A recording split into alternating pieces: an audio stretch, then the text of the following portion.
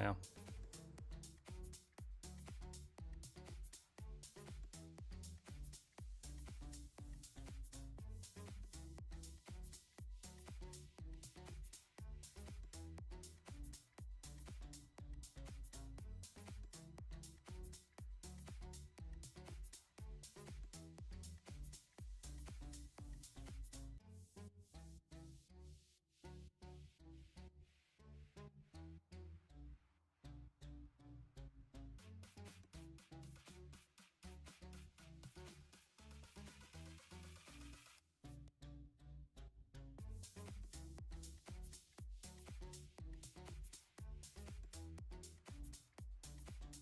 Hello. Hey everybody. How's it going? Yay! Hey Mary, how's it going? Welcome everyone. Welcome, welcome. It's good to be live again. Good to be live again. Hey Yoko. I said I would. And here we are. Here we are. So we'll just wait for a few more people to filter in, and then we will get cracking on the debrief, shall we?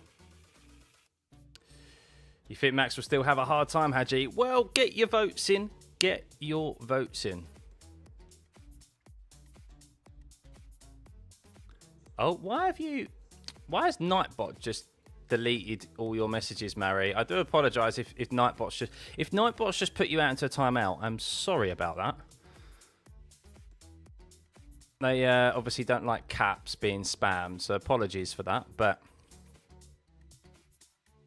you'll be back in a jiffy. You'll be back in a jiffy. There you are. Sorry. Yeah, just be careful of excessive caps. Hopefully your stream is okay. If not, just reload the app or the browser that you're on. So, hey Eddie, thank you, mate. Much appreciated, buddy. You watching the Ballon d'Or? I'm not even interested in that anymore. It's all corrupt anyway, isn't it? Hey Dan, good to see you, mates. Yeah, get your votes in. Do you think Max has a chance? Well, not if he has a chance, because he does have a chance. He's still mathematically possible for him. But can he win it? Do you think he can win the Drivers' Championship? That is the question after him winning back-to-back races. Of course, I'll give you guys my opinion shortly. Do I think Lewis will get a pole or podium this year? Between now and the end of the year? No. Unfortunately for Lewis, no. That Ferrari's just... yeah, it's not good anywhere, is it? That's the problem. Unlike Max this year, where there have been specific tracks where he has been strong, and the McLaren as well, they've had their bogey tracks, but there's a lot of tracks where they're ideally the quickest car. Even Mercedes have had a couple of tracks this year where they have fared pretty well. Ferrari just don't look like they're the quickest car anywhere, do they? That's their problem. So, I mean, he's the fastest driver, but he's fighting the fastest cars. Well, let's change scene, shall we? Let's change scene. Yeah, Horner is a free agent now, isn't he? Horner is now a free agent. He's had a nice, supposedly £50 million payout. All right, for some, innit? £50 million payout for his services at Red Bull for being removed early. So, will he be in a rush to get back into F1? Maybe not. He might wait. He might wait a little bit before he comes back into F1. I don't think he'll go back into it straight away.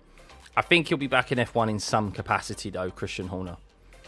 He for sure, when something's been your life for so long like that, you either do one or two things. You go off and do something completely different because it has been your life for so long, or you want to get back into it. And I think he'll want to get back into it, whether it be a team owner, whether it be in the capacity of maybe running F1, like in an FIA capacity, or Liberty Media running capacity, or a part owner. Yeah, I mean, would he come back as a team principal? Maybe.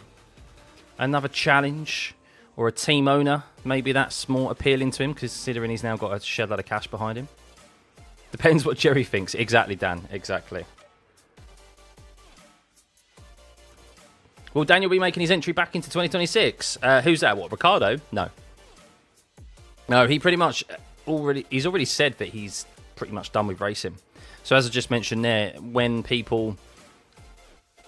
something's been their life for so long, they'd either want to get straight back into it, or yeah, they think of the opposite, of just having a break from it, or getting back into maybe the game, but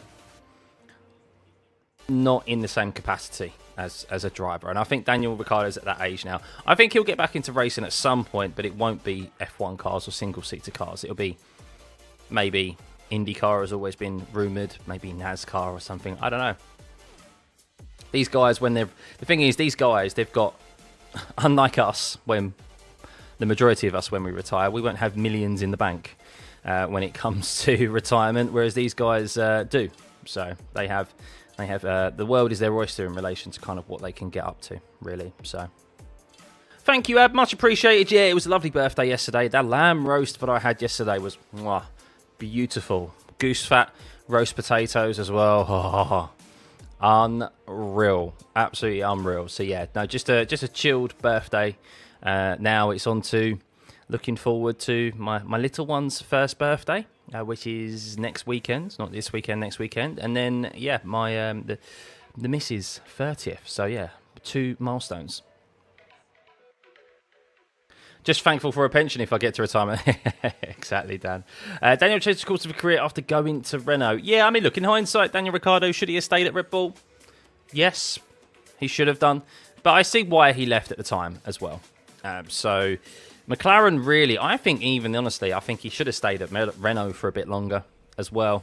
I think him leaving Renault when he did was also poor timing to go to McLaren. McLaren were also not a good team at that time, but he was moving for big money as well, which was also a big factor. He was on 30+ million a year, so he was one of the most highest paid drivers on the grid. And considering he has never won a drivers' championship, yeah, that was a lot of money that he was earning. So sounds like before Canada. I do, Dominic. Yeah. I do. How was the lamb roast? It was lovely. Absolutely lovely. 4 hours, 4.5 hours, slow cooked. Oh, in a nice lamb stock. Oh, beautiful. Absolutely beautiful. Right. Should we get into it about Max Verstappen? Because I'm going to cut these. What's great about these streams is that I can cut them down into videos as well. So let's talk about Max Verstappen. He's just won back-to-back races for the first time this season, and well, the talk is now, can he win his 5th World Drivers' Championship? He is 69 points as it currently stands behind Oscar Piastri, 44 points behind Lando Norris, so he's less than 2 race wins behind Lando Norris in P2, and he is just over 2 race wins behind Oscar Piastri. And well, with Oscar Piastri, the faultless driver that he is, making big mistakes this weekend, could he start mounting the pressure on the 2 McLarens? Even the pit crew have been making mistakes with the amount of poor pit stops they've been making as well. I mean, Lando Norris, I think there was a graphic I posted in the Discord that the last 5 pit stops he's had have been over. Let me see if I can grab that. These have been his last 5 pit stops. 4.64 seconds at Silverstone, 3.57 seconds at Spa, 4.83 seconds at Zandvoort, over 5 seconds at Monza, and just over 4 seconds in Baku. So the last 5 races, those pit stops are not acceptable for a championship winning team.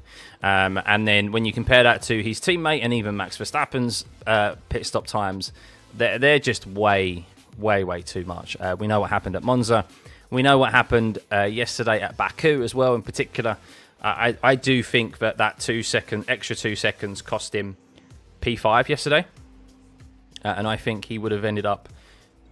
Would he have held off Lawson? I think he would have done. Or at least would have put a position between him and Leclerc, and then there would have been the possibility of him undercutting Yuki Tsunoda. But unfortunately what happened for him is that he came out behind Lawson and Leclerc, and then Tsunoda came out the next lap behind Lawson, and then he had obviously no way of getting past Yuki. So, yeah, not acceptable lap times there. And the question is, well, with 2 back-to-back wins, more pole positions than either of the McLaren drivers this year, which is crazy. 6 pole positions for Max this year.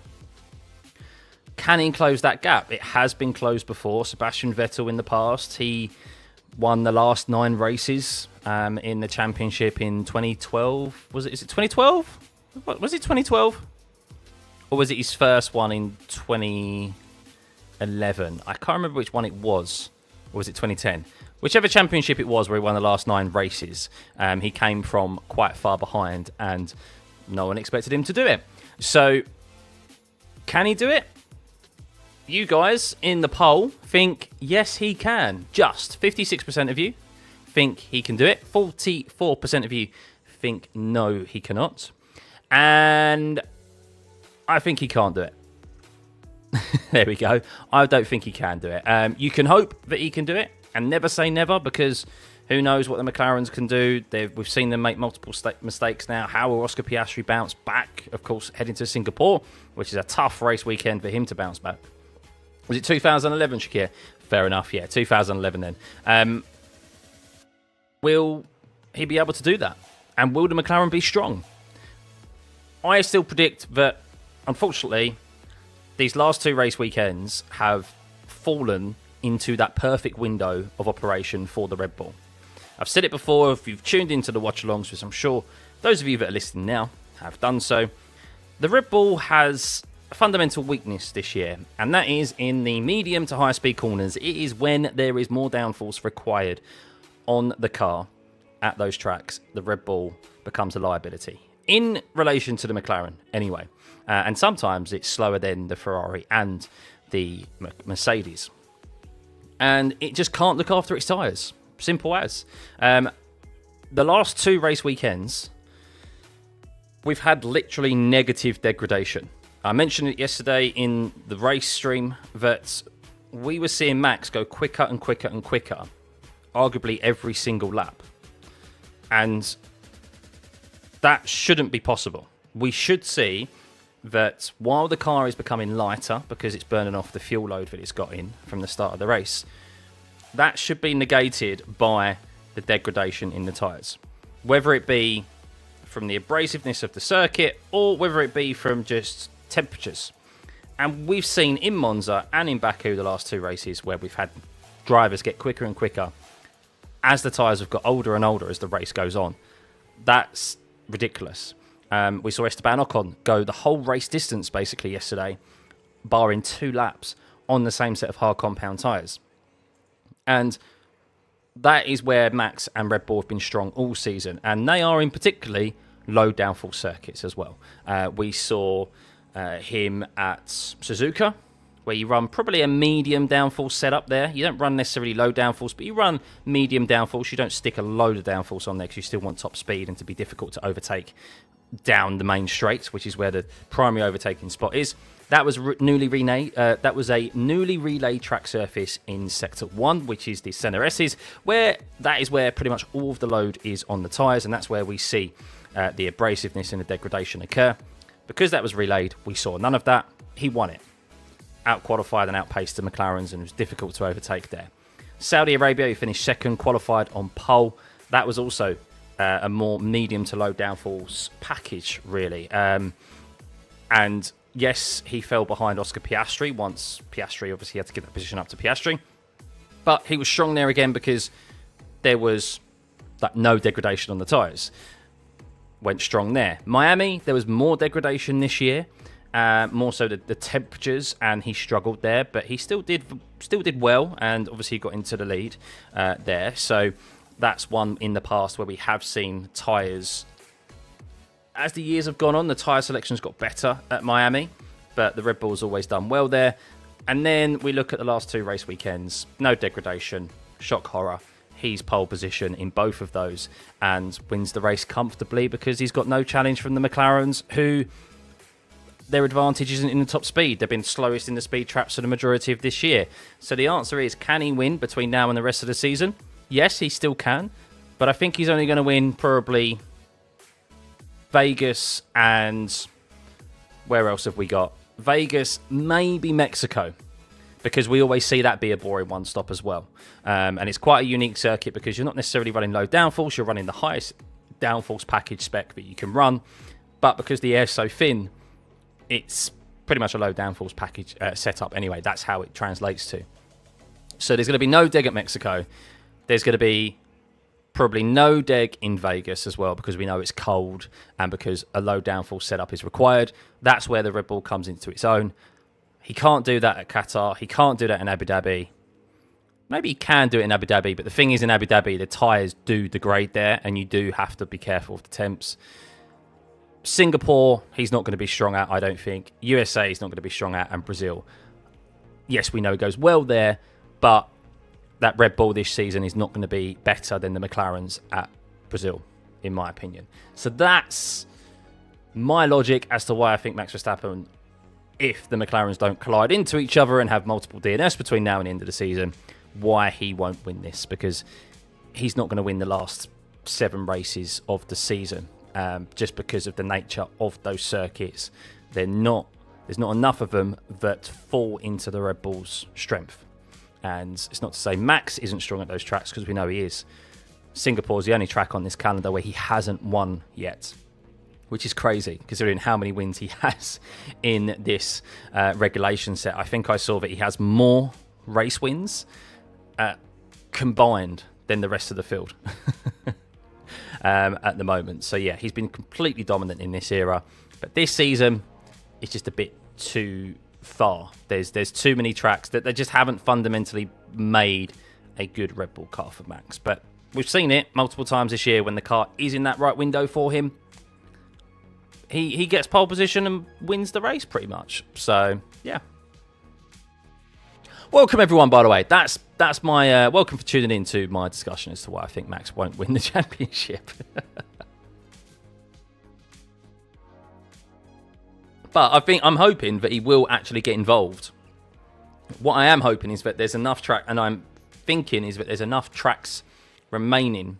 As I said, 2, maybe 3, maybe Interlagos. He might be able to get something out of Interlagos, especially if it's raining. But I think with the nature of the corners there and the higher speed corners, yes, there's a couple of low speed corners at Interlagos, but I think for the most part, the McLaren will be able to pull out enough of an advantage for the first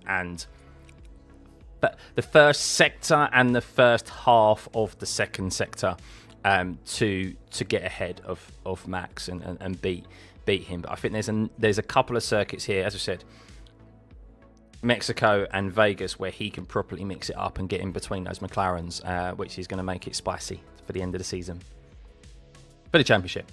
Jack, in your opinion, Max can win his 5th this season. It's not impossible to claw back, but it's a massive gap even to Lando with 7 to go. I think it's between Oscar and Lando still. Yeah, I think ultimately it's out of his hands. I think it is out of his hands. Look, if he wins, it is still, technically, mathematically speaking, still within his hands. Piastri, Norris and Verstappen can still win this championship if they win every single race between now and... Well, say that actually, it is still kind of out of Verstappen's hands, because I think mathematically, if Verstappen wins every race between now and end of the season, including sprint races, and Oscar finished 2nd in every single one of those sprint races, he would still lose the championship. From what I've seen, some quick maths. So it is technically out of his hands. Norris and Piastri, they win every single race between now and the end of the season, they're champion. Even Norris, who's 25 points behind, because there's enough of a deficit for him to... There's enough points for him to close down that gap and get ahead. So for those two, it's still within their control. Max, it's just... Yes, it's in his control, but it's still a little bit slightly outside of his control. So, yeah. Why is the USA a Saturday race? Sorry if you... So the Vegas race is a Saturday race because it's been pushed back to a ridiculous time in the evening. So, sorry, it's been pulled forward, I think, in the day to ensure... I can't remember what time of the day it is, actually. But it's basically, Vegas was being too late in the evening and the last few years, and it was too cold, so they wanted to bring it forward so that it would be... so that the track temperatures would be a bit warmer than they have been in the previous seasons. I think Vegas is 100% going to be a Merc Red Bull battle. Mexico, I'm not sure. Depends on the weather. If it's hot, then McLaren will be ahead of Red Bull. Yeah. Anywhere, put it this way, guys, on the calendar. Anywhere there will be a requirement for tyre management, Max will struggle in the Red Bull. It's as simple as that, really. And that is pretty much any circuit that has got a number of corners and requires a bit more downforce, i.e. Singapore. It gets very hot there. You still have to be careful with your tyres in Singapore, but it's more so the nature of the corners. The more cornering that is required. It falls into McLaren's strength rather than Max's strength. The thing is as well is that Max supposedly, that Red Bull, yes, while they've said they've done something with the brakes which has made the car better, it's the low downforce setup and the low downforce rear wing in particular that is for some reason, well, not for some reason, but it's made it more pointy, and we know Max Verstappen likes a pointy car, and it makes it nicer for him to be able to drive. But the big factor is, as I said, the last two races have been little to no degradation at all. Negative degradation. We've seen these cars go quicker and quicker as the tyres have got older, which is ridiculous. Surface temperature of the track is playing a big role in this whole season. Yep. Yeah, and that's the thing. So Singapore will probably be hot. It could be wet. Suppose it is rumours it could be wet. But Singapore generally is a very hot race, isn't it? Austin is always a very hot race, as we know. Mexico is a hot race, but it's always an easy one-stop. So I don't expect there to be issues there. Brazil is normally a two-stop race if there's no rain. So that's going to be a difficult one. Vegas, we know, is a one-stop. Normally, but it could be different this year. Qatar will be a two-stop as well because it's just such a... It's almost like a go-kart track, to be honest with you. It's a motorbike track, isn't it? But that's primarily is what it's been created for. So, yeah, lots of corners there, lots of higher speed to medium speed corners, which doesn't fall into the strengths of the Red Bull. It falls into the lap of the McLarens. And then Abu Dhabi is similar as well. There is normally... I think we have seen one-stops in the past, normally at Abu Dhabi, but the surface temperature really spikes up there as well, even in the evening. So I don't understand why mentally he already seems to have given up on the championship much early in the season. I think his mind is on his next move, either F1 or his sabbatical. What, Max? I think he just knew in himself. I mean, he's been around the block enough times. He's a four-time world champion. He knows when he's got a car that's suitable enough to win a championship. And even right now, he probably is sitting there going, there's not enough tracks where our car falls into the strength of the car. So if we had 7 more race weekends or 6 more race weekends where they were like Italy and Baku, where there's long straights and it's a low downforce setup that's going to be prioritized and there's not going to be that much emphasis on tyre degradation, then yeah, he would feel very, very probably confident about his chances. But I think even now he's probably thinking, nah, there's a couple of tracks maybe will be strong, but it's pretty much McLaren's to lose from here, and that's probably what his outset will look like. But never say never. Stranger things have happened in F1, of course. Will spec Red Bull Racing be chose for Japan, Singapore, GP, Monaco, Japan? Which spec? Okay, so which spec would be chosen for Singapore? Monaco, Japan, or Saudi? Neither, I think. Neither of them. Monaco is too much of a downfall. Is too much downforce. It's closer probably to Monaco than it is Japan and Saudi. It will be a high downforce package, but it won't be anywhere near what Japan and Saudi is. It'll be closer to the Monaco one because you need the downforce for the corners through Singapore. You don't want to be sliding around, that's for sure. You want the grip, and especially if there is going to be rain, the last thing you want at a street circuit like Singapore is little downforce. So Red Bull have never been good at Singapore. Exactly, yeah. And it's the one race he hasn't won on the calendar. So What do I reckon will be second and third in the Constructors' Championship? Well, at the moment, it's between Mercedes and Ferrari. Well, you've got Mercedes, Ferrari, Red Bull. I think, personally... Do you know what? I really don't know. I really don't know. I still think, personally, it'll be Ferrari. I think while they're not the quickest car anywhere, they'll have enough pace. I mean, they've got two drivers who, most of the time, even if Lewis qualifies outside the Q2, out of Q3, he still finishes in the points. And I guess with Kimi, it's whether or not he'll be able to score points alongside George and Red Bull. The same will be said for Yuki as well. So I don't know. I think it'll be close, to be fair. There's not a lot separating them, is there? Any chat on the possibility the season is forced to end early due to conflict in the Middle East? Oh, obviously because of what happened in Qatar recently. Nothing that I've heard of, no. No. I don't know about Abu Dhabi. I think Abu Dhabi's absolutely fine. But in relation to Qatar, I don't think the season would be ended early. It just would mean that Qatar is missed from the calendar, if that was the reason why. With the hot weather for the rest of the season, rest of the calendar, Mercedes will suffer terribly. Yeah, I think Mercedes' next best opportunity at fighting for a race win will be Vegas, like they did last year, where they came out the blocks and no one expected them to be the fastest car. They got a 1-2 there, didn't they? So Vegas is the one track. Maybe Mexico. I mean, their car seems to be quite similar to the Red Bull in a sense. They do well at circuits where the emphasis is more so on the thermal degradation of the tyre, more so than the actual physical degradation. So that's where they're better. That's why they won at Canada. That's why they were good yesterday in Baku. You look at the lap times of George Russell. If there was a safety car, he was lapping pretty much equally with Max yesterday. Yes, Max was overall the quickest. He won by a tremendous amount. But I was watching the lap times, and it would have been so intriguing to see if there was a second safety car and they got bunched up. That would have been very, very good. And I think that would have been I think that was the spice that we needed in that race yesterday, because it did fizzle out, didn't it, after the opening stages. Ferrari should go well in Vegas. I mean, have you watched this season, Foster? I don't think you can say Ferrari will go well at any race circuit between now and the end of the season, to be honest with you.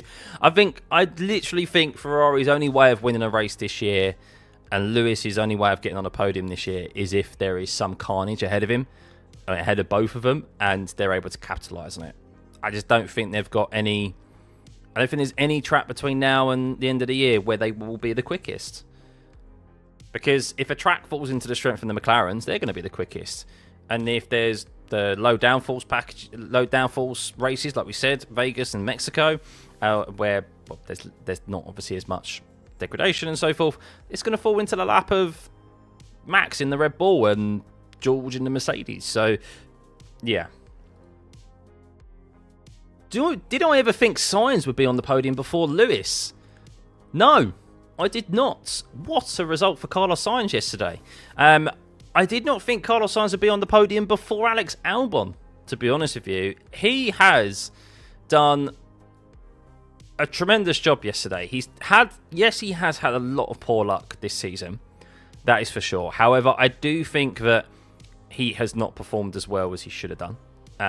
And while, of course, Alex Albon has clearly showcased that he's risen to the challenge and the pressure of having Sainz alongside him. And he even said that in an interview as well, where he said he wanted a stronger teammate alongside himself, because he wanted to know how he has progressed. He wanted to benchmark himself against someone who was of a higher stature than that of Latifi and Logan Sargent, because he hasn't been up against a top driver in the same car since he left Red Bull with Max Verstappen, and he is matured since then, and he has progressed with his own development, and he's comfortably had the better of Sainz. Now, yes, Sainz has come into a new team, new engine, similar to Lewis Hamilton, new engine, new brakes, etc., having to deal with all those as well, all those hurdles that he's had to get over.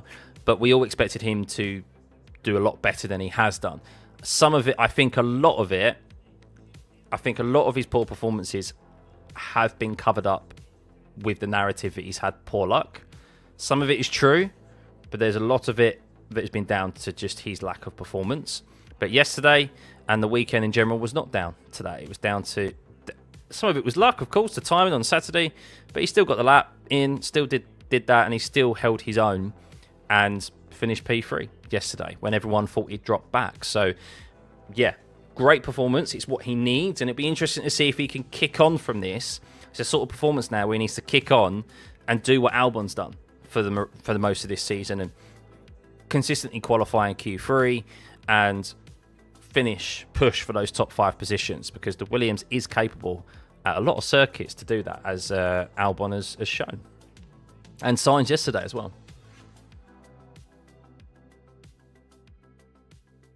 Albon was so graceful about Carlos's podium as well. Seems like a good guy, but underneath, I bet he was flabbergasted. Yeah, I mean, he would have seen it as just a big missed opportunity for him. He'd be sitting there kicking himself going, I could have been up there with him this weekend. Like, it could have been me. Considering how well he's gone, considering the car was capable of qualifying in the top 5. Like, we could have had 2 Williams in the top 5. We could have had a top 3 of Verstappen, Sainz, and Albon in qualifying, or Albon out qualifying Sainz. Like, we haven't seen something like that. I mean, it would have been Williams' first pole since 2014, back in Silverstone, I think it was, when Bottas got pole, or Massa got, I think it was Bottas got pole, and Massa locked out the front row. They shockingly beat the Mercedes there, didn't they, to 1-2 on Saturday. Weren't able to hold on to it, but yeah, he'll be massively kicking himself. But he's had a great season, and overall, he'll sit back and go, do you know what, there's still 7 more race weekends available for him to get a podium, which he's never achieved in Williams, of course. You was a bit sceptical with the Horner sacking, but the new team principal makes a great job and gave the new team momentum. I'm very excited for Singapore. I totally agree, John. I think Laura Meckies, I mean, we've had some rumblings, haven't we, come out of Red Bull in the relation to how that team was run. I spoke to someone today, actually, at work, and he asked me a very pointed question, and it was about Liam Lawson. And he said, if Horner, and let's run a poll for this, shall we? Let's run a poll, because I'm intrigued to get your guys' opinions.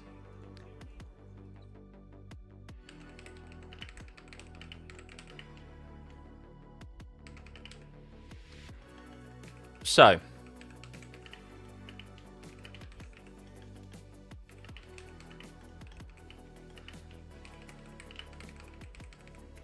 I'm intrigued to know your opinions on this. So, if Christian Horner was still team principal at Red Bull, even though he's technically not a team principal of RB, and he liked to distance himself away from him having any influence over RB, yet he always chose the drivers and was always involved with their driver selections and so forth.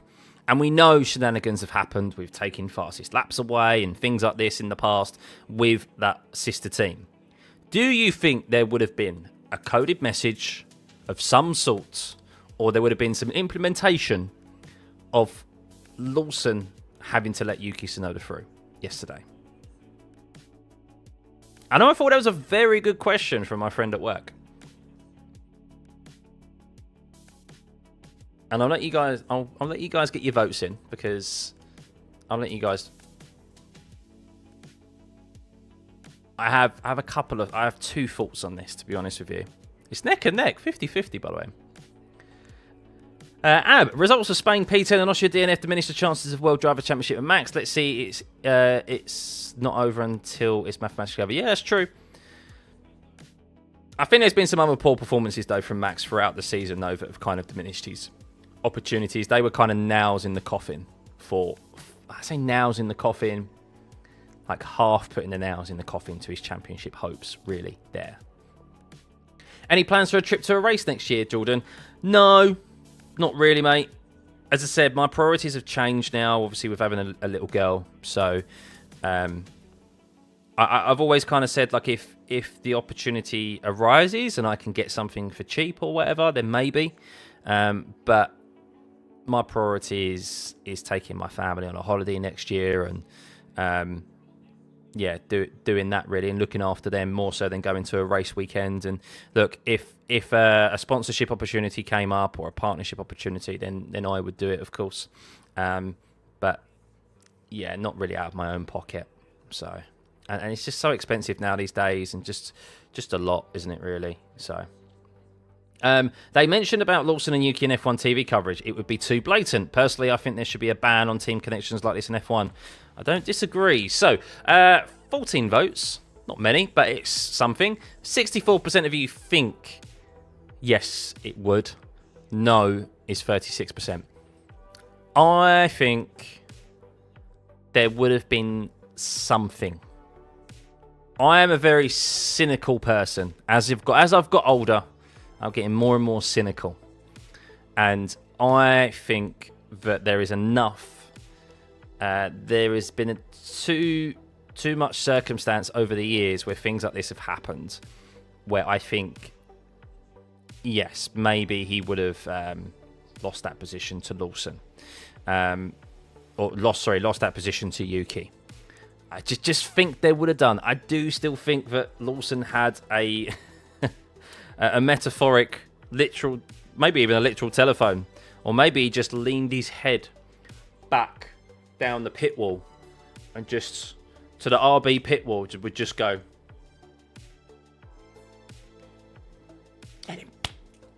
let him through now.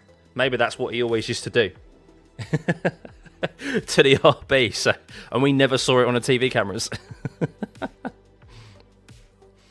So, thanks, Jordan. I mean, I'd love to. I would love to go to an F1 race. I've never been before, but I also love doing these watch-alongs. And I've been told by everyone that if you enjoy the race so much more if you're watching it on TV or the watch-alongs and so forth. But I would still love to, just for the experience. It would have dropped Liam further back as Norris might have got him. Yuki was slightly slow. Yeah, I mean, maybe not. I just don't know. I don't know. Or maybe there would have been an element of, maybe it wouldn't necessarily have been. I mean, it's tricky, isn't it, I guess, because Liam did actually overtake Yuki out of the pits, didn't he? So he had fresher tyres and he overtook Yuki. So maybe it would have been like not necessarily he got ahead of Yuki and then let him back by, but it might have been something like, okay, Yuki's going to come out ahead of us. Don't do anything stupid. Something like that, you know? It's just, and you kind of coded message, you know what that means, or yeah, they get him to back up a little bit so that he can allow Yuki to comfortably come out ahead of him or something. I just think Horner definitely was playing those sort of games with the second team, and he was allowed to get away with it. And if he can get away with it, we know in F1 they're going to use that and utilise it.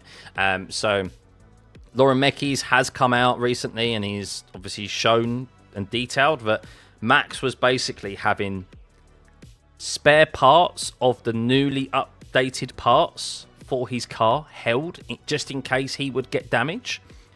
And rather than those parts being added to the second car would then get like the updated parts two races afterwards.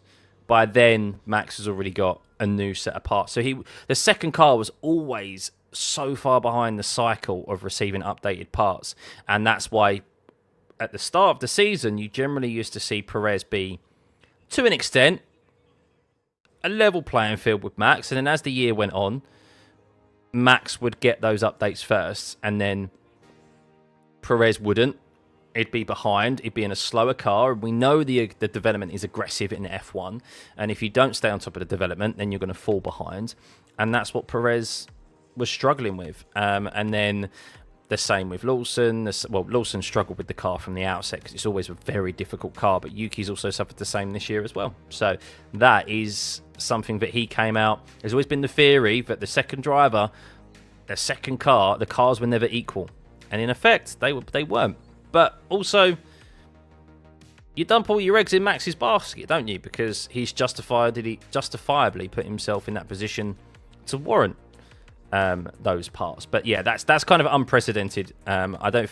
That's the sort of stuff that Ferrari would do when they were back looking after Michael Schumacher, or would do. I'm not sure if they actually did that, but yeah, that's very, very untoward in F1. You'd normally see updated parts be put on the number one driver's car first, and then like the next race weekend, those parts would be on the next car until the next updated parts would come through, which may be in like a next good few races or whatever. So it would only be like one race weekend where the number 2 driver wasn't running the same car. So listen up, Hadjar, don't go to Red Bull. I disagree. I think next season's a perfect opportunity to go to Red Bull. It's a reset for everyone on the grid. It's a reset for Red Bull, new engine partner in Ford, and look, you're going to be going in there with an opportunity to line up alongside Max Verstappen. And if that car's not good, then he's going to be off. You could be the number 1 driver pretty quickly in that Red Bull seat. I think it's the best opportunity for a driver to step into that second Red Bull car. Hey, Dusko! Come to your private camp in Slovenia. Bring a tent. I've got bicycles for amazing views, river run, water floats. We've got mountains, warm sea lakes, you name it. Question is, if you got access to internet, do I get a signal out there? Then maybe. The bigger question in 2026, 2025 is Piastri's. I heard Ferrari's car is 70% finished. Red Bull will have big problems getting used to a new engine supplier. That's been the rumour. Yes, with Ford, of course, they're coming back into the series, so into F1 for a very long time. So we'll see how that fares for them. Could be horribly wrong, or it could be very, very good for them. So we don't know. Senna was known for having parts of his car marked for Senna only. Mind games within the team. Right, so I want to talk about something briefly. Liam Lawson. I really rate... personally, for me, he was my driver of the day yesterday. And I heard, and I want to call out Missed Apex, Spanners, Antonia. I heard you dissing Liam Lawson's performance. Not dissing, but playing down his performance yesterday. Just saying he didn't really have to do a lot. And he finished P5. Yeah, absolutely lauded Hadjar's performance in Zandvoort when he did, okay, arguably the same thing. Didn't have to do a lot and he finished P3. I think Lawson had an absolutely tremendous race yesterday. And I think under the amount of pressure he was put, we know how difficult it is to not lock up and make little small mistakes at Baku, especially when you've been put under pressure by quicker cars. Antonelli, he held behind him the whole stint. He only really got overtaken by Antonelli because Antonelli did the undercut on him. He had an extra. He did the. He came out a lap later, or pitted a lap later. Antonelli had warm tyres already and got past him. So nothing he could do there, but he did very well to hold him up anyway. And then Ferrari, he held up Charles Leclerc for as long as he did. And then he overtook Yuki out of the pits into turn 3 when he could have just sat behind Yuki there, took the initiative, got the overtake done, and then held up Yuki behind him, who I probably guarantee would have gone for a move on Lawson if the opportunity was there, and defended and positioned his car very well, and came across with a highest position, season best and career best P5. And I think that deserves a lot of plaudits, especially the qualifying lap as well, where he qualified really well on the Saturday out of his own merit, improving on that initial first lap in Q3. So I just want to say, round of applause for Liam Lawson. It's great to see him after the start of this year, after getting dumped after 2 races, which was tragic, ridiculous, should never have happened. It's great to see him finally, as we expected it would, take his time to find his confidence back, get into the car and put in performances now. I want to have a look actually at his recent performances, because I think it's deserved, to be fair, to see. I mean, at the moment, let's have a look at the driver standings. He just gained 10 points there and is up into P13. Now, he's only 9 points behind Hadjar, bearing in mind. So he's not that far behind Hadjar. And I just want to check what his recent results have been, because I think he's on a fair, decent run of form. Let's have a look. Liam Lawson, here we go. Let's have a look here. So, here we go. So, points. So, Austria P6, DNF in Great Britain, which wasn't good, of course. He got taken out on the first lap. Belgium P8, Hungary P8, Netherlands P12. Can't remember what happened there, to be honest, in the Netherlands. Italy, the RB was not a good car in Italy anyway, was it? And Azerbaijan is finished P5. So he's had a fair decent run of form, to be fair, when the car has definitely been there. And I think Silverstone, he could have scored points at Silverstone if he didn't find himself in a free wide when he didn't know he was free wide, no fault of his own, in the first couple of corners, and he got wiped out. So I think you have to give credit where it's due. I actually like Lawson. I think he gets an unfair amount of flack, maybe because of some comments, some bold comments he said at the start of the year. But you have to back, every driver is going to have to back themselves, and they're going to say some dodgy comments at some point and come across as cocky, because you're not going to hear a driver go, oh, I don't deserve the opportunity. They have to back themselves. So, Spanners did apologise for bashing Lawson quali in the comments. Fair enough, fair enough. He hasn't apologised for the race, though, is he? Sainz's story is similar to like Hamilton's, as I kind of predicted. I said Albon is going to be the better, but Sainz gets first podium. Also said Leclerc will be better, but Lewis gets the win sprint. Fair enough. That's a good prediction if you guessed that. So that's that with Liam Lawson. So shall we get on to another talking point? We'll talk on Ferrari in a second. There's something else I want to talk about with Oscar Piastri. And he got, of course, a 5-second time. Oh my god! He got a 5-second time penalty for his start. It's my favourite topic, really, talking about the stewards. Let's start again. My favourite topic is the stewards, as you know, and I just want to point out maybe a little bit of an inconsistency, or maybe a valid question, because Oscar Piastri got a 5-second time penalty, and a valid 5-second time penalty for his jump start. Now, many are asking, why is that not being carried? Because he then DNF'd and he couldn't serve that penalty, why did he give that? Why couldn't he serve that with a grid penalty in the next race? Just like Lewis Hamilton had to. From Zandvoort to Monza. Well, the reason why is because in the guidelines, it says here that in cases where there is a single 5-second penalty which a driver is unable to serve due to retirement, the stewards will not convert that into a grid penalty for a subsequent race. However, if there is more than one penalty, the stewards may convert the 5 seconds and other penalties into a grid penalty. So,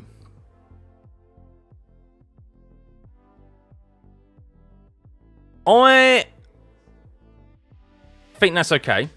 However, my question is, if Lewis Hamilton's infringement in Zandvoort was reduced from a 10-second penalty to a 5-second time penalty, it is ultimately a 5-second time penalty, which he could not serve because he DNF'd. Why was, on that basis, why was he forced to serve that penalty with a grid penalty at Monza, rather than receive, say, 2 penalty points, or however many penalty points it is that he received for that yellow flag infringement? Now, is it because it's a yellow flag infringement that they decided to penalise him harshly with that after the race and give it for Monza?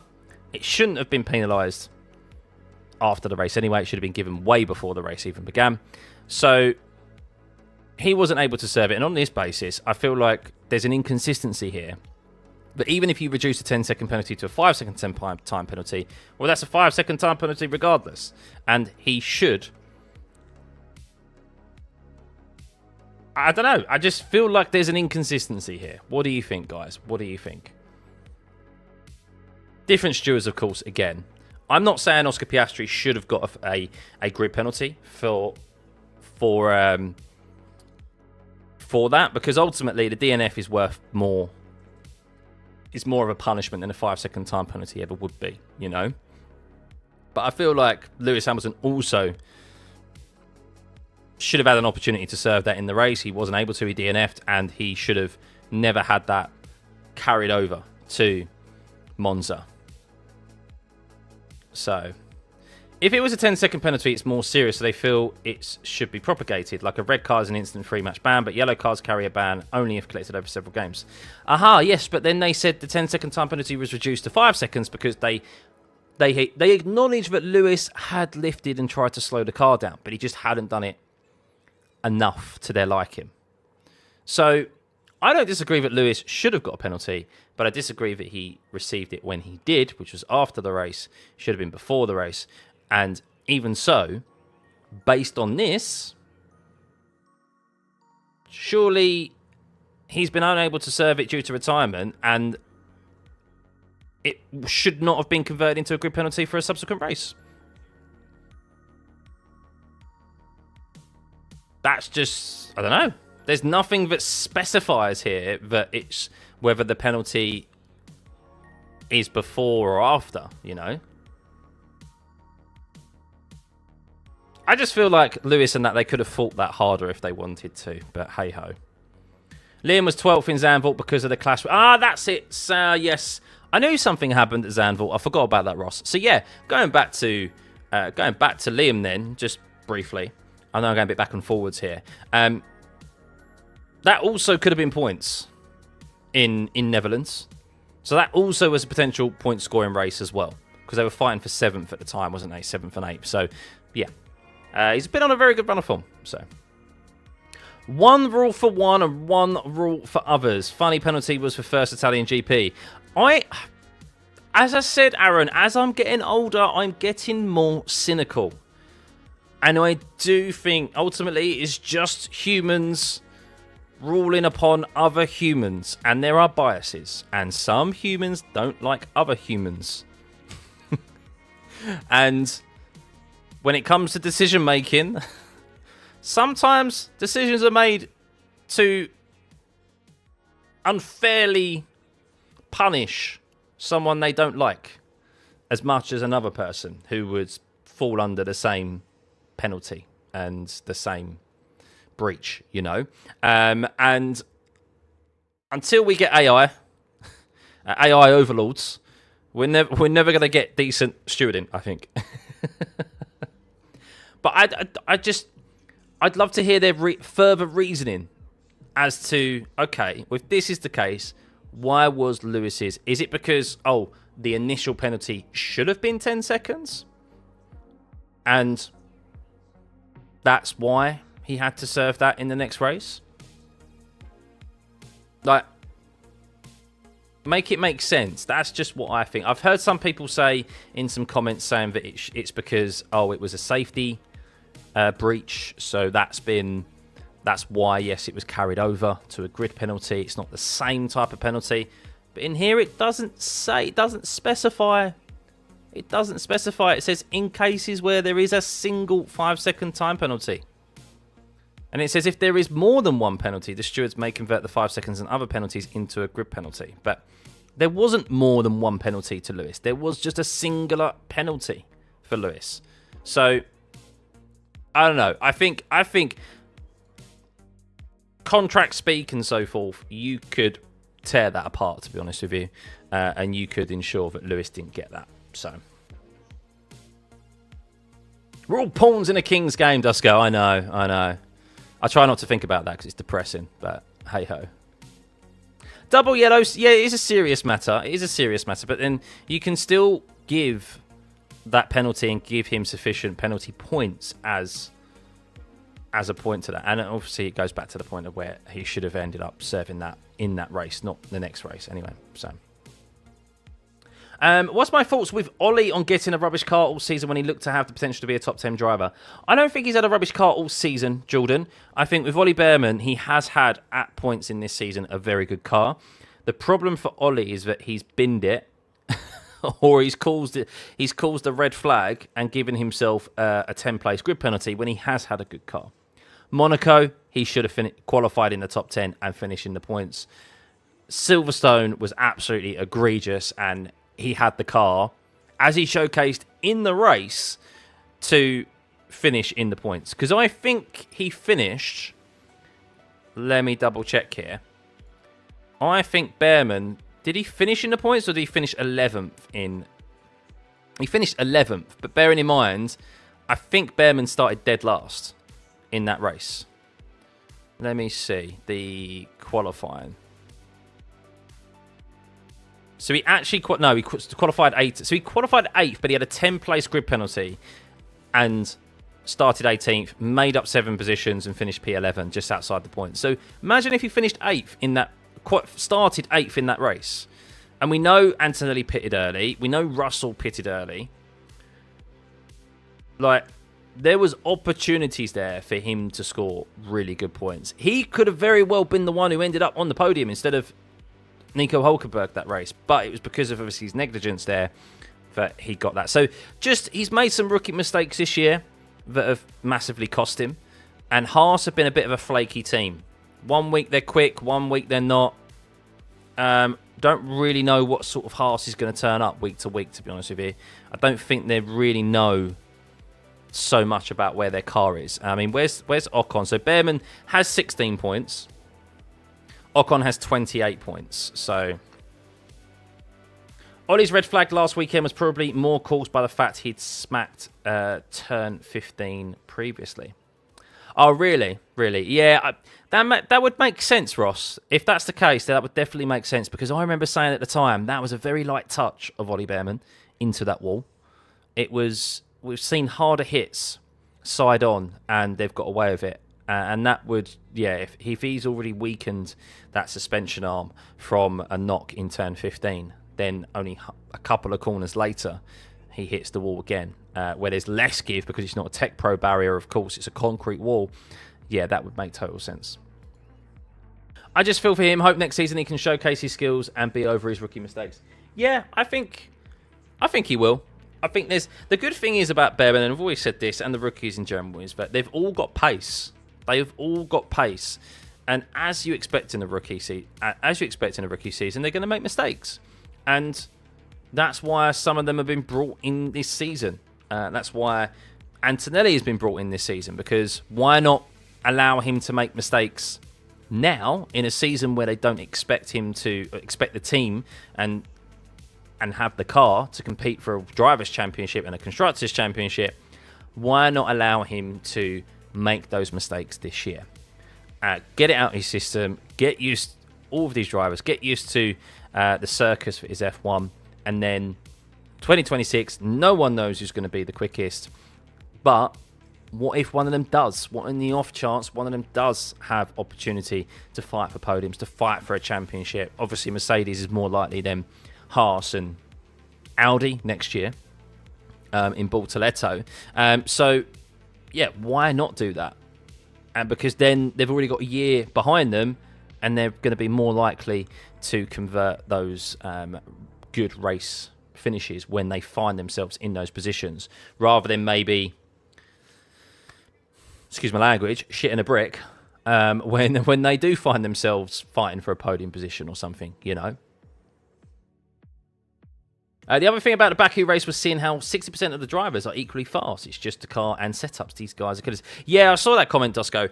Yeah, they're all super quick. Of course they are. And the problem is that we just have cars now, unfortunately, that are just so efficient with the downforce that there's just too much dirty air that has been displaced. It makes for a very, very good qualifying this year.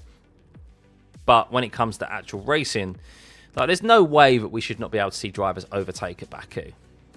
They did muck up the DRS length. I think it could have been a lot longer, but yeah, there's just not a lot of.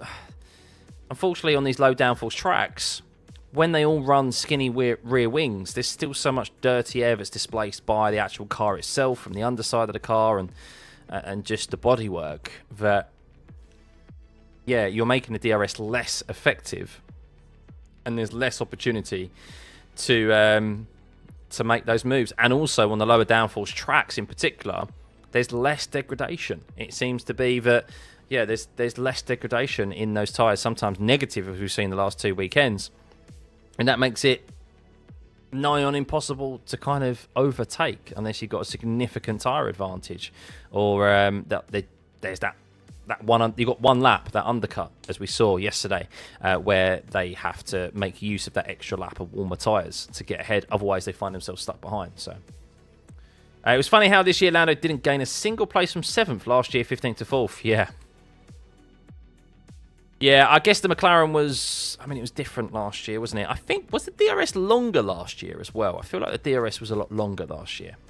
I'll have to review that. But, yeah, that's something that I think the FIA messed up, to be honest with you. Oh, yeah, and the McLaren was a lot...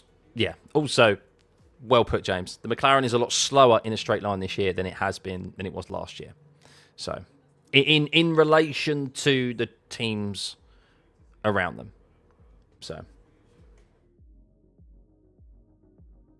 but yeah. But should we talk about Ferrari?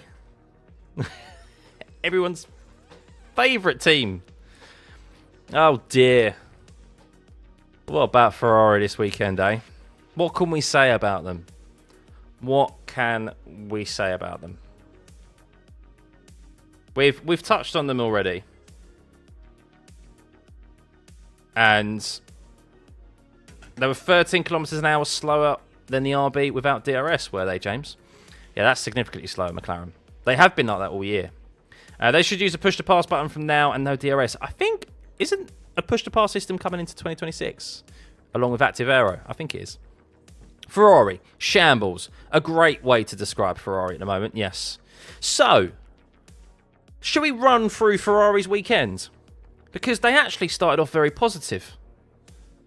Lewis Hamilton actually set the second fastest time this whole weekend on the Friday in FP2. When he topped FP2, that was the second fastest time all weekend. Of course, it was the fastest time at that moment in time.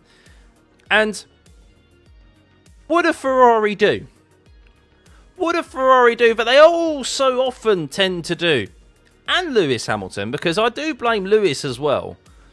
Because he's had a habit of this throughout this whole regulation set. They changed the setup. He even said it himself after the race. We went a different direction from the Friday. So I don't know what's going on with Lewis, but throughout this whole regulation set, he has got into the habit of tinkering.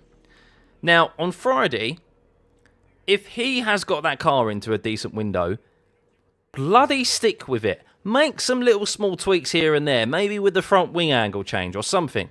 Don't fundamentally change the rear wing of the car. And that's what they did. That's what they did. And they struggled. Shock horror on the Saturday and the Saturday afternoon. And, well, we know how the rest of the weekend played out for them. Why? Why do it? Why do it? They somehow manage to always make the wrong decisions. Exactly. And it is time. It is time for those at the top of Ferrari to hire and get an independent review of that team. I'm telling you, if I'm running Ferrari, and I'm not talking about Fred Vasseur, I'm talking about the higher-ups in Ferrari. This has been going on for way too long, man. Like, it's been 20 years nearly. 18 years since they last won a Drivers' Championship. Kimi Räikkönen, back in 2007. How long's the Constructors been? The Constructors, they haven't won since before that. Was it Schumacher in the car the last time they won a Constructors? Like, it is absolutely ridiculous. And there needs to be an independent review of that team from top to bottom to see, okay, what is fundamentally going wrong here? Because a lot of fans who aren't even that big into F1 can see that there's a lack of communication, that it's clearly not concise, and they just, like the design as well. I think the one thing that's baffled me this season is how have they got it so wrong this year, guys? How have they got it so wrong? They ended last season challenging McLaren for the Constructors. They could have won the Constructors in the last race of the season. Like, they won a few races in the closing stages of the season.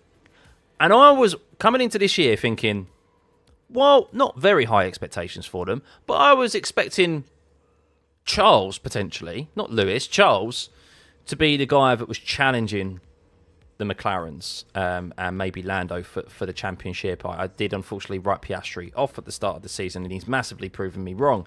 But I thought it was going to be more of the same. I thought, right, Ferrari's going to kick on here. They're going to seize this opportunity, and they're going to be pushing McLaren this year. Will they win it? I don't know. Maybe a bit too far for them, but they're definitely going to win multiple races and push them.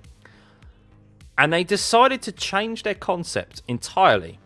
Go from a pull rod system to a push rod system, something they haven't utilised in years on any of their cars. And look where they are now. Look where they are now. It is unbelievable. Poor fundamental decisions from top to bottom, from conception to the track. And it needs gutting. I just feel like that team needs gutting. And it's just like the communication is just a cherry on top, really. Like the communication is just so poor. Like Lewis Hamilton, like what they did on the Saturday with him with the tyres, and when you listen to the radio, it's painful. Lewis asks a question, and there's so much silence between him asking that question and actually getting a response, and then the response isn't even that concise and informative. And it's just, you know, as soon as he's asked that question, it's gone all the way up the chain before it then comes all the way back down the chain, before it gets to him. And by then, he's already done a lap. And in qualifying, and even in a race, it's just not acceptable. Not acceptable. Monaco was one of those as well, if you remember. And there's so many examples this year, and that's just a cherry on top. And it's not just Lewis's side of the garage, it's Charles' side of the garage as well. But fundamentally, they've made a car that is not quick at any track over the rest of the teams. We've seen Mercedes go to a track and be the quickest car. We've seen Red Bull go to a track and be the quickest car. We know McLaren's the quickest car across pretty much most tracks. Ferrari is not the quickest car at any track. And it's just, that's why they're not going to win a race between now and the end of the season unless there is carnage ahead of them. And even then, they've got to hope for a lot of carnage ahead of them. It's just, yeah, it needs gutting. And also, we did touch on this yesterday. They need to just, do you know what? Sod the ego. Sod the media backlash. You need to set up a base of operations. Not your main base of operations, but you need to set a base of operations up in the UK. Because you quite evidently are not hiring good enough talent for F1. All the best talent is being shifted around a few teams. Red Bull, Mercedes, McLaren. Aston Martin have recruited very well. Alpine have even recruited some very good not just drivers, but like engineers in their time as well. Why have these teams all recruited well in the past? Up till now?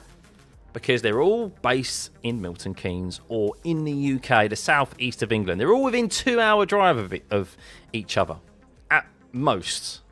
So, if a team wants to poach a great designer, a great engineer, a great head of department, they don't have to up sticks and move house. They can stay where they are, where they've lived, where they're living with their family, and not up sticks, go learn a new language and move to the other side of Europe.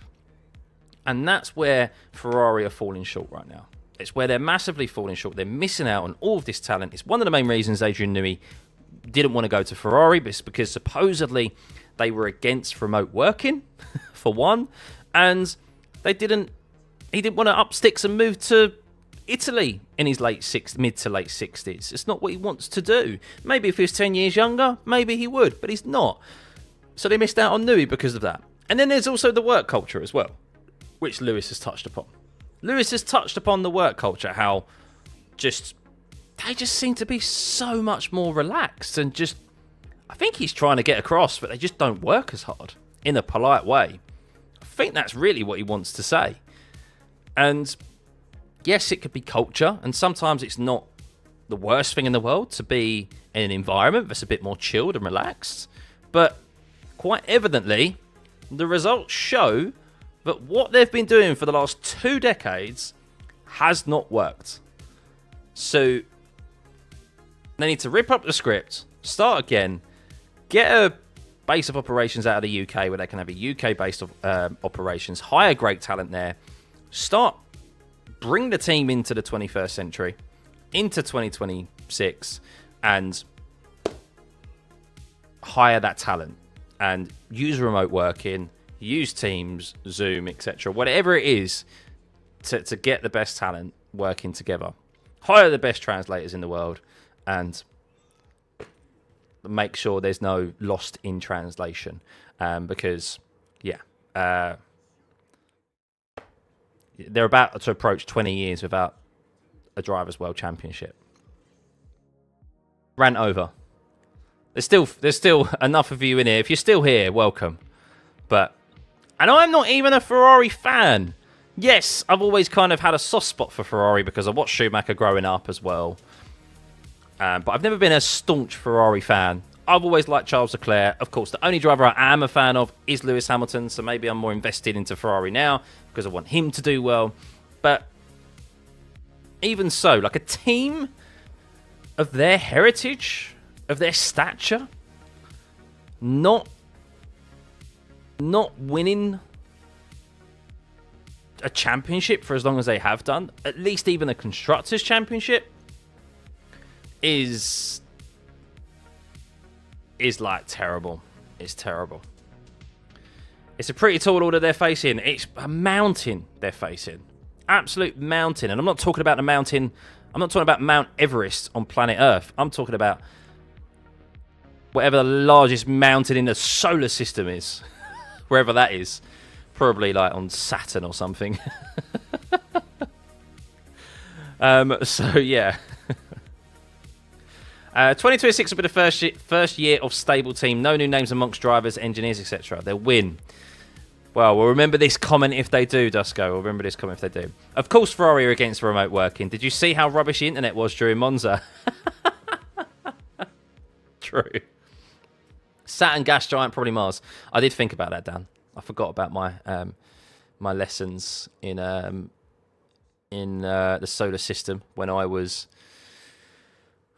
in school. So, hey, Peter, I'm very well, thank you. Yeah, little one's doing much better, thanks. Yeah, she's getting over what she's had. It's basically just a strong cold for the last week. It's her first ever cold, and that's why it's hit her so hard. So, no, she's doing very well, thank you. You're not feeling the direction they're going with their road cars either. Yeah, I wasn't a fan of the... Is it the F80? The F80 looked a bit... it looked a bit weird. Like, I don't know. There were parts of it I liked. I didn't like the black section on the front of the bonnet. It just... Obviously, it has the hallmarks, doesn't it? It's inspired by the F40, hence why it's called the F80. But yeah, I don't know. Wasn't quite keen on it. I mean, when it absolutely flew, though, when it came past me in Goodwood Festival speed. Your trade is particle astrophysics. Wow. How did you get into that, Dan? Particle astrophysics. That's cool. That's cool. Have you been keeping an eye on Free Eye Atlas? I definitely have been. I'm really intrigued by like what it may be. If we ever truly will know. So yeah, that's kind of it really for this this stream, guys, this debrief. I don't think there's too much else to discuss. McLaren are McLaren. We briefly touched on them. I don't think there's too much else to say. Piastri clearly had an off weekend. But his off weekend, he's only lost 6 points. So he would have lost more points if he finished second and Lando won the race. So I think as Oscar's probably sitting at home right now, he's probably thinking, yeah, you know what? That could have been a lot worse. And it's all head down, looking forward to Singapore now, which, of course, is going to be a tough track for him to get back into the swing of things. But, yeah, there's still 25 points between him and Lando. So, will Oscar make another mistake between now and the end of the season? Maybe. It's too difficult to tell. But, yeah, he won't be too upset about that when he actually looks back on it. Could have been so much worse. You went to be an astrophysicist since you were 3 years old. Oh, wow. Yeah, I've always had a fascination about space. The universe and that. After 2007, we had a McLaren, Brawn, Red Bull, Mercedes, Red Bull, McLaren. Now I expect Ferrari and Williams, and with Audi, Cadillac, Ford spicing things up. I mean, look, who knows? The key factor for 2026 is going to be the engines. If they can if a team can make a good engine, they can get away, and they have that extra horsepower. They can get away with having a bit of a subpar chassis and aero package. It's going to be about how that engine fundamentally operates. The F40 is still a great car, Peter. Yeah, the F40 is a classic. It's timeless. It's beautiful. F80, nah. No more Piastri mistakes. It's gonna be super cool from now on, I think. I can see that. Yeah, I can see that. I mean, you could tell he was upset when he crashed, but even then, he was still pretty level-headed, wasn't he? So, Ferrari even messed up the position swap. Yeah. So, the position swap with Ferrari. They told Lewis, okay, we're going to swap positions back on the last lap. But didn't they then tell Lewis quite late on, oh, but Hadjar's 2 seconds behind. Be careful, Hadjar's 2 seconds behind or something. Like that was the late message. I think people are misconstruing that the message came late in Leclerc by. But it was, oh, but Hadjar's 2 seconds behind. So Lewis tried to do it later down the straight, but obviously messed it up because Hadjar was so close. Like if he'd lifted and let Leclerc through, he would have been absolutely just dragged past by Isaac Hadjar and lost that position. But yeah, for 8th and 9th, even Leclerc went, he goes, I'm not going to lose sleep over it, like not swapping positions for 8th and 9th. Like we got bigger things to worry about. F1 is always run by big countries, big teams, big drivers. Leclerc is the next big name. Piastri is going to be like Button and Rosberg. Oh, you have some hot takes, don't you, Dusko? That's what you come in here for. Then all we need is Alfa Romeo to reopen their southern located facilities and have their racing division run an F1 team to see Italian glory. But I might just be stuck in the past. Yeah, I think you might be, Chia. It's positive outlook, though. If Horner comes back, what team do I think he's going to be? I think there's only really one team that Horner is going to feasibly join. I think that's Alpine. I know that's been the one that's been rumoured. I don't see any... Do you know why? Because they're run by a slimy individual who should not be back in this sport at all in Flavio Briatore. And he's exactly the sort of person who would bring Christian Horner back on. However... as much as I have my own personal opinions about Christian Horner, and I've said this before, Christian Horner is a team principal that you would want on your team, I think. Because, whatever you may think of the man, he brought Red Bull from nothing to, like, 8 Drivers' Championships, however many Constructors' Championships they won as well. And he is a guy who will back his driver, his number one driver. You saw it in Vettel, you saw it in Verstappen, no matter what. He will go to the ends of the earth to defend that driver. And he played every political game that you possibly could. And he was successful at it. Arguably the largest political game he played was the year of 2021. That whole season, not just the end, but the whole season. Horner was a menace. And look at what Max did after that. So, yeah, I think he is a team principal that you would want, regardless of what your personal opinions of him are. Papaya rules will hand Max a good chance for the championship, potentially. Interesting, I had a feeling of Cadillac. I don't think Cadillac for now, Foster.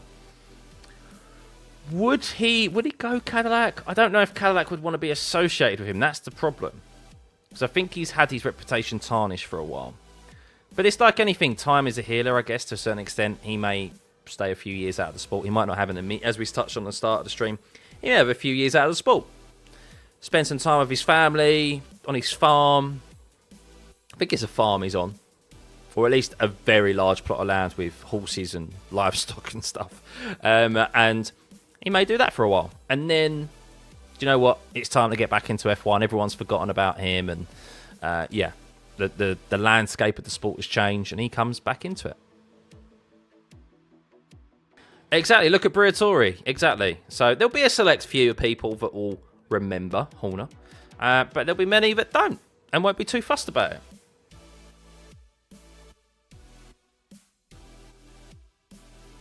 You think Bogdanovic is going to replace Lewis Hamilton when he leaves the seat? I disagree. I think Ollie Bearman. I think Ollie Bearman is the next in line, really. That's why he's at Haas. Haas is a Ferrari customer. So, but yeah, that's it, guys, really, for this stream. I don't think there's too much to touch on. We touched on Ferrari. We touched on Max. We touched on Oscar, as we said. Lando, yeah, not really much more to say about Lando. Failed to capitalise. We touched on Carlos Sainz. We touched on Liam Lawson, Charles Leclerc, and Lewis Hamilton in Ferrari. And to be honest, the rest of the field was pretty boring. The top 10 was so far ahead. I mean, Albon was 24 seconds behind Isaac Hadjar. On track, of course, he got a 10-second time penalty, but he finished 24 seconds behind Isaac Hadjar, finishing P10. So the top 10 were in a league of their own to the rest of the field. It's a big time since we've seen such a spread, I think, from the top 10 to the bottom 10, where they've not even had an opportunity of scoring points. So, yeah. You just read that Renault CEO wants Alpine to stay in F1. Thought they might bow. Yeah, but in what guise will they stay? Is he saying Alpine? But is he not? Is he saying? So Alpine are trying to sell the team. They are, and the naming rights as well. And will they be Alpine by next year? I don't know, but yeah, they are definitely still actively looking to get out of F1. It might be that he's saying, oh, Alpine, but the entity that is the team itself to stay in F1. That's what he might mean by that. If Max manages to get it over the line this year, Horner deserves some of the credit. With the time it takes to upgrade the car, the recent turnaround would have started under his leadership. Yes, he would have to accept some of that. I do think more so it would go to the design team. But I think that Red Bull, like, it hasn't massively improved, really. I think them saying that the car is massively improved is a bit of a, I don't know. Obviously, they know more than me, but I don't think it has massively improved. I think it's just those specific tracks, what I said, with those circumstances of the low downforce package required, with the negative degradation, pretty much, has just fallen right into the lap of where the Red Bull shrimps are, as we sort of seen throughout earlier on in the season as well. So we know that they haven't brought many updates this year. So yeah, that's where I think it is. So you remember if Horner was rumoured to go to Ferrari? Oh God, could you imagine? Who do I support other than Hamilton? I always support the Brits. I always want the Brits to do well, primarily. George Russell, Lando Norris, Ollie Bearman, even Alex Albon. I know he's half British, he's half Thai. He flies under the Thai flag. But yeah, Alex Albon as well. I like Charles Leclerc. I liked him to do well. Liam Lawson, I'm starting to become a fan of. I do like Lawson. I want Antonelli to do well. Yeah, I mean, Lewis is the only driver I actively support. I'm an active fan of. There's other drivers, as I said just there, I want them to do well, but I'm not like, if they don't do well, it doesn't upset my mood. You know, so like my football team. If my football team loses, that upsets my mood a bit. So. Bogdanovic is Ferrari Academy. Yeah, he is, but so was Ollie Bearman. Ollie Bearman was also Ferrari Academy. Who is my least favourite driver? Hope. I knew that question was coming.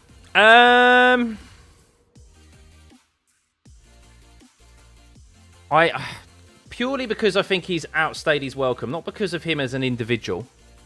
Because look, ultimately, I've never met any of these drivers. Lance Stroll.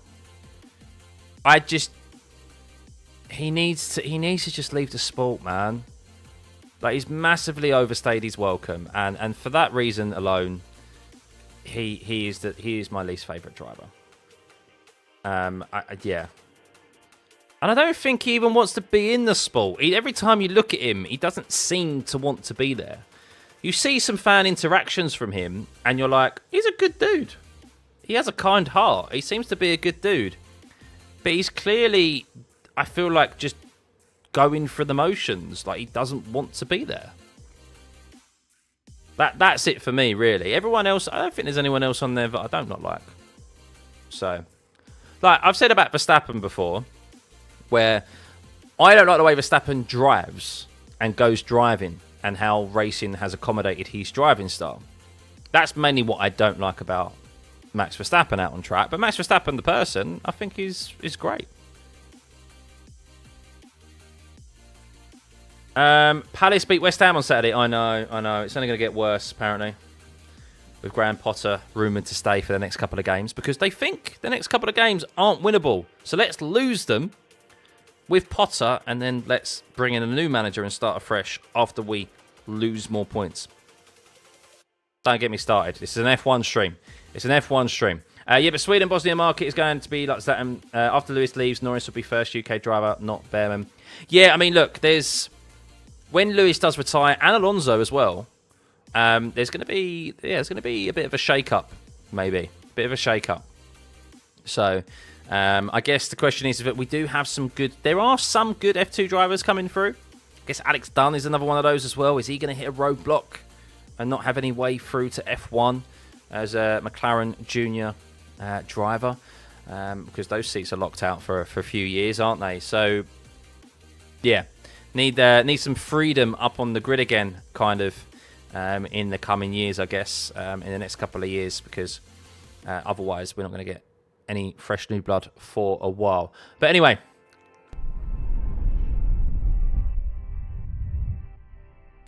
they unlock pace, not speed.